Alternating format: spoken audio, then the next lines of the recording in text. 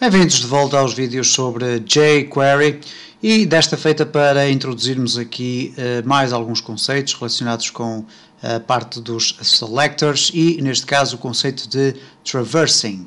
O que significa basicamente traversing é conseguir circular através do DOM e com o jQuery, ou melhor, ao selecionarmos um determinado elemento, podemos usar técnicas de traversing, que significa em português atravessar ou atravessando, para selecionar elementos anteriores, posteriores, dentro de um determinado espaço, que sejam filhos, que sejam pais, etc.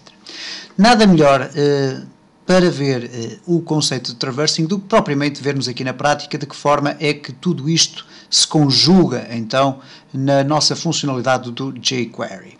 Ora, em primeiro lugar vamos aqui criar, por exemplo, dois parágrafos, 2 ou 3 ou 4, vamos colocar aqui parágrafo 1, depois vamos colocar aqui o 2, o 3, o 4 e o 5, 2, 3, 4 e 5.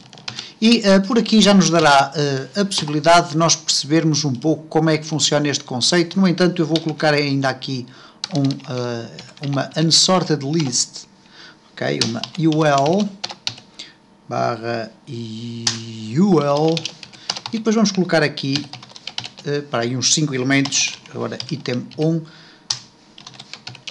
uns 5 elementos dentro da lista. Ok, temos aqui então elemento 5, 4, 3, 2 e 1. Ora, temos então aqui 5 parágrafos e uma lista. Vamos adicionar ainda mais 2 parágrafos. Ok, vamos aqui copiar estes 2 parágrafos em cima e vamos adicioná-los a seguir à lista. E neste caso vamos chamar-lhe parágrafo 6 e 7. E portanto, reparem, nada de extraordinário, um simples fecheiro de HTML. Vamos agora então ao jQuery e verificar então como é que funciona o traversing. Ora, genericamente até agora nós temos visto, por exemplo, para selecionar todos os parágrafos, nós utilizamos o selector P e depois, por exemplo, o CSS, background, color, yellow. Isto é extremamente interessante nós estarmos a explorar com alguma insistência a questão dos selectors, porque eles são a base da utilização do jQuery. Portanto, temos aqui, reparem, todos os parágrafos selecionados, ok? Ora, no que diz respeito ao traversing, portanto, é esta técnica que envolve um conjunto de ações, nós podemos definir aqui à frente simplesmente o seguinte. Vamos imaginar que nós queremos, por exemplo, o next. Next é uma função do sistema do traversing, ok?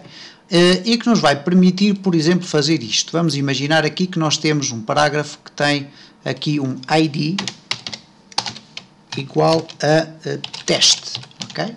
Ora, então nós podemos selecionar, antes de utilizar aqui o next, eu vou fazer aqui esta exemplificação, nós podemos selecionar o parágrafo que tem o ID teste, simplesmente desta forma, ok? E neste caso apenas o parágrafo com ID teste será formatado. Ora, no entanto, se eu quiser que todos os parágrafos subsequentes a este ID text sejam também formatados, eu simplesmente vou colocar aqui .next, ok?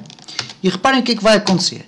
Vai acontecer o seguinte, não todos, ok? E nós já iremos ver como fazer para todos, mas eu coloquei simplesmente o next, e o que aconteceu foi que, embora o parágrafo 3 seja o parágrafo que contém o ID test, o que foi formatado foi o parágrafo 4. E porquê? Porque eu simplesmente utilizei o next. E desta forma eu estou então a circular dentro do meu DOM a partir do elemento selecionado pelo meu selector. Ora, da mesma forma que eu utilizei aqui o teste, neste caso, eu poderia ir aqui à minha lista, e o LI, e depois EC, por exemplo, 2. Ok? E depois temos aqui o next. E reparem o que é que vai acontecer. Ok? Eu tenho aqui uma construção mais complexa de um selector que seleciona as unsorted lists, dentro delas os lists, Neste caso nós poderíamos, uma vez que temos apenas uma unsorted list, nós podemos aqui eliminar o UL, o resultado será exatamente o mesmo. E reparem, eu selecionei o elemento LI, cujo índice é igual a 2, ou equal to. Ora, então temos aqui 0, 1, 2. E depois disse next. Ora, por exclusão de partes, o que acontece é que sem o next seria selecionado o item 3, com o next seria selecionado o item 4. Da mesma forma que eu posso utilizar o next, eu posso colocar aqui o next all. E o que vai acontecer neste sentido é que eu vou selecionar todos os elementos que pertencem então ao mesmo, ou melhor, que são irmãos uns dos outros, até ao fim, ok? Portanto, colocando aqui o next all, o que significa que se eu colocar aqui P teste, e portanto nós temos aqui um parágrafo que tem um ID de teste, eu vou então conseguir selecionar a partir do P teste, que é este, todos os parágrafos seguintes, que são estes 4 parágrafos, e também a lista, ok? Reparem, portanto, ele aqui não vai especificar à frente qual é o tipo de itens que eu quero selecionar. É simplesmente a seguir a este parágrafo que contém o ID de teste, ele vai automaticamente selecionar todos, next all. Da mesma forma que existe o next, nós temos também o prev.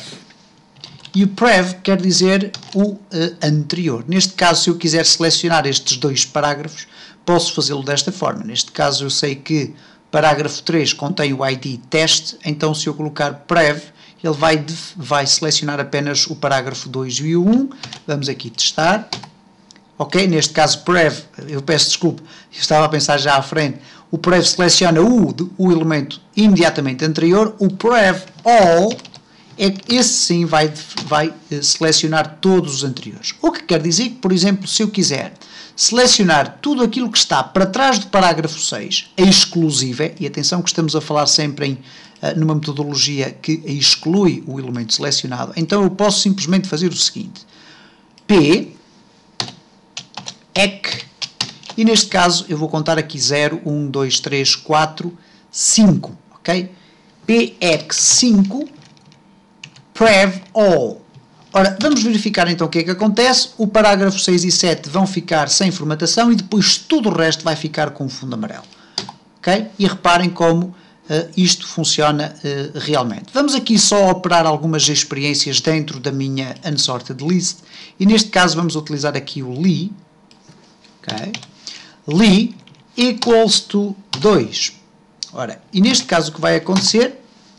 Ele vai selecionar o 2, neste caso 0, 1, 2, e vai selecionar depois todos os anteriores. Se eu colocar next all, ele vai obviamente selecionar o 4 e o 5, e portanto mantendo-se aqui dentro do seu pai, que neste caso é a UL.